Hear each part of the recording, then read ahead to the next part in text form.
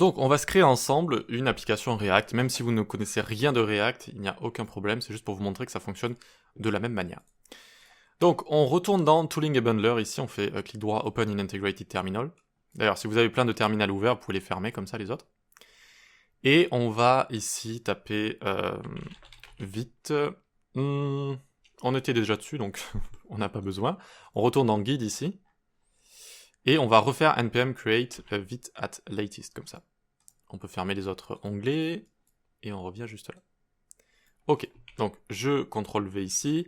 Bon, ça crée un petit écart à côté, mais on s'en fiche, hein. C'est la même chose.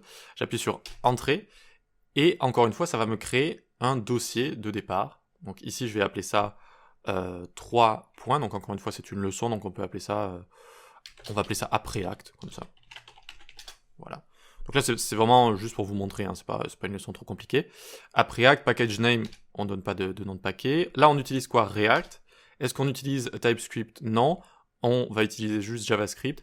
Et SWC, c'est une version encore plus récente, si vous voulez, de Bundler. Donc on peut l'utiliser comme ça. Super. Donc, qu'est-ce qu'ils nous disent? Ils nous disent, ben, c'est bon, on l'a fait, done. Donc, j'ai bien créé ton dossier. Vous voyez, le dossier est juste ici. Donc, tu peux faire cd 3 points après acte. Donc on se dirige vers notre dossier. Hop. Donc vous voyez que là maintenant on est dans après acte. C'est comme si on avait fait clic droit Open in Integrated Terminal. npm install pour installer les dépendances. Donc vous pouvez faire npm i. Ça installe les dépendances nécessaires pour React. Donc là il y en a un petit peu plus que précédemment. Donc ça va faire un gros dossier Node Modules parce que React a besoin de pas mal de choses pour fonctionner. Donc c'est normal que ça prenne un petit peu de temps. Je vais essayer de combler comme je peux. Allez. Avant, ça prenait beaucoup plus de temps, et là, c'est bon, c'est terminé. Avant, ça prenait jusqu'à 2 minutes il y a 5-6 ans. Bref. Donc là, on a un gros dossier Node Modules, vous voyez, avec plein de choses qu'on va pouvoir utiliser, soit que React a besoin, en fait. Dont React a besoin. React a besoin de pas mal de choses pour fonctionner, et donc ça va également installer tous ces outils juste ici. Vous aurez compris que le dossier Node Modules ne va pas sur le serveur. Seulement ce dont on a besoin de Node Modules va sur le serveur, mais surtout, il ne faut pas mettre ce dossier parce qu'il est très lourd, et ça ne sert à rien en fait. Ok, donc qu'est-ce qu'on a ici? On a une app React, ou plutôt on a un dossier de base de React, on a notre index.html, div root, source. Dans la source, c'est là où on va créer tous nos composants sont des fonctions à chaque fois comme ça. Et main juste ici, c'est ce qui va rendre toute notre application. C'est un peu comme le main.js qu'on avait précédemment, ça va être l'entry point si on veut.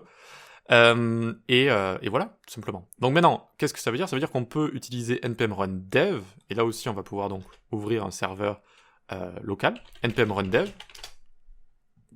Voilà, ça me dit qu'il est à cette adresse, donc hop, j'y vais. Et ça, encore une fois, un exemple de counter. Donc count, ici on voit que ça fonctionne, super, on est content.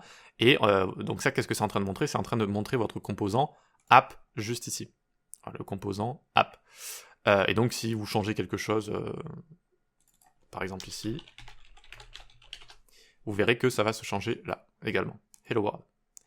Voilà, donc, vous voyez, c'est un dossier qui ressemble à ce qu'on avait précédemment. Ils ont fait exprès de présenter un dossier de précédent en pure JS, de le présenter un petit peu comme un dossier de base de framework.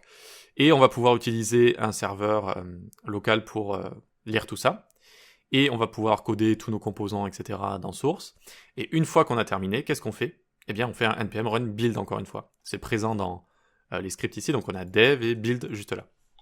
Donc on fait CTRL-U accent grave, on fait CTRL-C pour couper le serveur local, et on fait npm run build. Donc regardez bien à gauche ici, il va y avoir un dossier qui va être créé. Donc un dossier qui va être créé, distribution, on va pouvoir le distribuer à notre serveur. Et donc encore une fois, on a juste un index.html avec des assets ici, notamment le style, et également le JS. Vous voyez, tout ça. Pour une simple, toute petite application React, vous voyez, on a tout ce JS juste ici pour juste faire fonctionner la base. C'est pour ça qu'on vous dit en général, si vous avez quelque chose de très simple à faire, par exemple un portfolio sans aucune fonctionnalité ou quoi que ce soit, utilisez juste de HTML, CSS, JS sans framework en fait, sans framework, parce que sinon vous prenez tout ça déjà à télécharger juste pour faire exactement les mêmes fonctionnalités. Par contre, si vous avez un portfolio plus avancé, plus évolué, qui propose des fonctionnalités, un portfolio sous la forme d'une application web, alors ça vaut le coup d'utiliser Next, notamment, qui est le framework de React. Bref. Voilà, vous voyez que ça fonctionne de la même manière en fait, ça fonctionne de la même manière, et voilà, vous comprenez un peu le principe global des bundlers, et vous allez pouvoir donc continuer votre aventure développement web, et commencer à vous intéresser au framework JS, et voilà. Et donc quand on crée des applications web avec les frameworks JS, on utilise à chaque fois des bundlers, c'est pour ça que je voulais vous les montrer avant de terminer ce cours tout simplement. Ok pour ça, très bien, on va pouvoir passer à la suite.